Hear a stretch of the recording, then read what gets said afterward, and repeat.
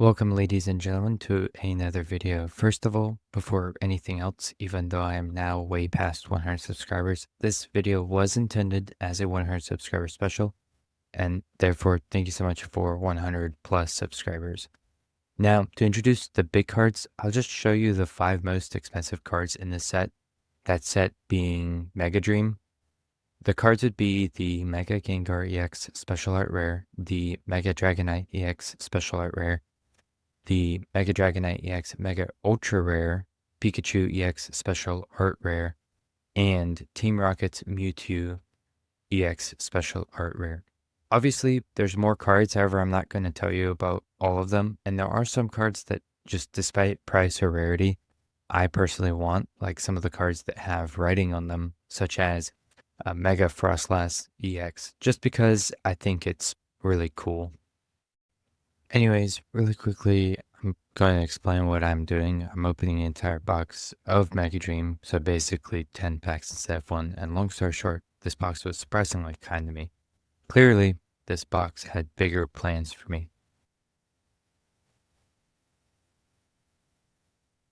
And I had really liked the Miss Magius, however you pronounce art, and then I got the Badu, and I was like, oh, that's really cool, a hit. And then what was behind that card shocked me. So for a first pack, it was definitely a welcome surprise, and I hear a lot about last pack luck, and honestly never first pack luck, and as you can tell, I was definitely surprised. The nice thing about that Charizard card, despite it not being one of the top 5, it checked a few boxes for me. First of all, it's a Charizard. That already makes it cool and exciting, and makes it a card people are going to care about. But on top of that, it also had the text on the card, which is something that I specifically wanted. I'm sure there's better terminology that I'm not clued into or aware of for what that text is called. But either way, for now, I'm just referring to it as that. And it's something that sticks out to me. As you can tell, I did start shaking a little, and I even ended up grabbing 2 cards at once accidentally, which definitely did not help. And then I got a Dragapult EX. Which reminds me, some of the very first cards that I had pulled that did have an impact on me and stuck with me were the Dreepy Evolution line cards. And I genuinely have no idea why, but those cards left an impression on me early on, and they kind of have stayed with me ever since. It's probably because they were some of the very first cards that I remember pulling when I first got into Pokemon. I started collecting Pokemon about a year to a year and a half ago, and I started sometime between the release of Twilight Masquerade and Shrouded Fable, and then sometime between Stellar Crown and Surging Sparks released, I took a break until halfway through 2025 when I got back into it, and since then I've really been enjoying getting back into collecting again. English is hard. Anyways, that Zekrom was pretty cool, and I like the style of that card. Also, from what I understand, that Mega Charizard is a pretty solid and playable card. I have been messing around with some decks online, and I'm by no means a good Pokemon player. However, I've gotten some wins with Mega Charizard X decks. I still don't fully understand the difference between Mega Charizard X and Mega Charizard Y, other than the fact that they have 2 different names and are slightly different and have slightly different abilities. So if anyone knows more about that and wants to explain that in the comments, that would be really awesome. A little bit funny that in this pack, I got 2 Rotoms, like 2 Rotoms in the same pack. It's a little bit crazy. That holofoil though, for the Rotom is a little bit pricey in my opinion. But then, wow, the PSA 10 price for Canary is just absolutely crazy. Since I really like fun facts, I wanted to go back to the Dreepy Evolution line for a second and talk about some of the cool things that I learned about them. To start, the entire Dreepy line is made up of Dragon and Ghost type, which is already a really cool combination. And then what makes them even more interesting is that they are said to be reborn ghosts of prehistoric species that once lived in the ancient seas, which just gives the whole line a really unique background. And then you get to Dracloak, and one of the cool things about it is it actually continues to take care of Droopy. And a lot of the artwork and depictions of Dracloak show Dreepy sitting on its head, which gives it a really distinct identity separate from most other evolution lines. And that is exactly kind of what I like about Dracloak and the Dreepy line in general, is because even though it's a middle stage of the evolution, it does not feel like a transition. It's not forgettable at all, and it actually feels like it has its own role and identity in the line.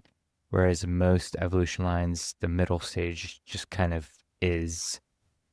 Then there is Dragapult, which is the final evolution and also a pseudo legendary Pokemon. Its design looks like a mix between a stealth bomber and some kind of amphibian, which is honestly a really wild but cool combination. And like Dracloak, Dragapult also takes care of Dreepy. But one of the craziest and most famous things about it is it can actually launch Dreepy from the horns on its head like missiles and fire them at opponents. And somehow, even with how ridiculous that sounds, the Dreepy actually seem to enjoy that. They enjoy being launched and almost look forward to it, which somehow makes the whole thing even more humorous. On top of that, Dragapult is also known for being extremely fast, and it can even turn both itself and the Dreepy in its horn invisible, but only if it clears its mind and focuses. So overall, the entire Dreepy line is just a really interesting mix of cool and weird, which is probably why it has stuck with me so much.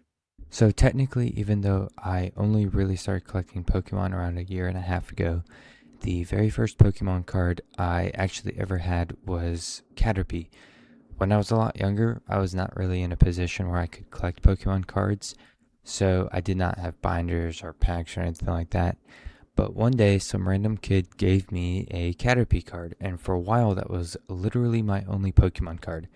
That one single Caterpie was my entire collection. And honestly, I think I had that card for about a year before I eventually lost it. And because I did not have access to actual Pokemon cards after that, I ended up doing what I think maybe a lot of kids do when they're really interested in something they cannot get fully into yet. I tried making my own version of Pokemon. I would take regular 8.5 by 11 printer paper, cut it up, and try to make my own cards. They were not Pokemon, they were just my own thing. And looking back, it was obviously a pretty ridiculous idea, and I definitely had no clue what I was doing.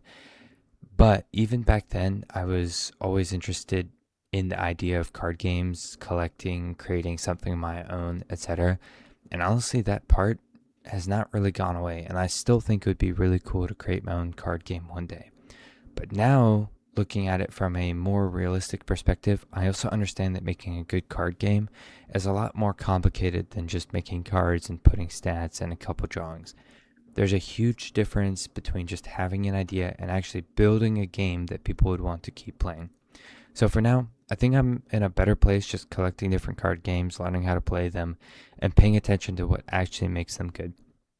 For example, I know a lot of people who play Magic the Gathering really do not like the mana system, or at least have several, like a lot of complaints about it.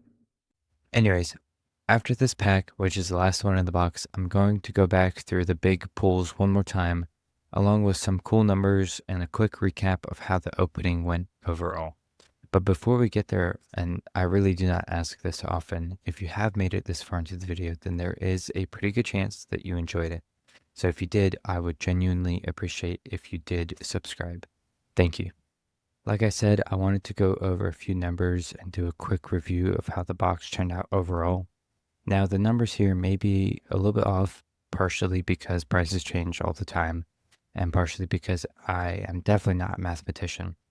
What I did was include all of the raw prices from each pack across the entire box along with the total.